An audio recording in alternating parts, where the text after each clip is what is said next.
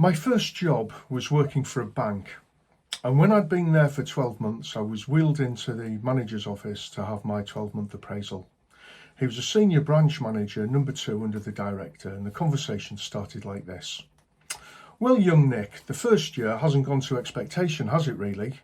And I said to him, "Yes, you're right, I'm still in the machine room doing junior duties." And he looked at me and he said, "Well, you haven't done very well, have you?" And I said to him, "How do you know? You've not seen me do any work." And he said, "Well, that's because you're in the machine room still doing junior's duties." And so I said, "Well, what do I need to do to get out of there?" And as you can imagine, the conversation didn't really go very well. However, I left that office with a good on my appraisal for a good year's work. Many years later, I was doing a contract with one of the UK's top sales forces in the life insurance industry.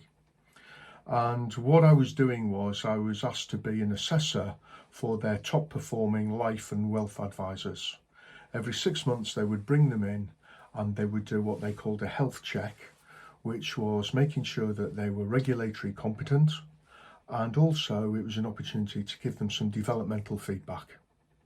So what we did was we had a very clearly defined set of standards which were actions and activities that they were expected to carry out when they were interviewing a prospective client.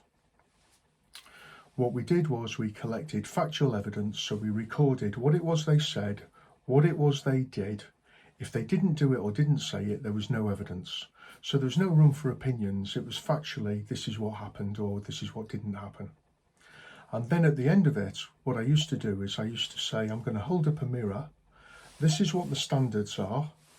And this is what you did or what you didn't do. And I would help them compare them. And then they would realise this is what my strengths are, these are the areas for development, and these are the areas where I've ticked all the competency boxes. Absolutely fabulous. Every 6 months, those top advisors used to ask for me to go and do their assessments because they knew it was going to be fair and it was going to be objective.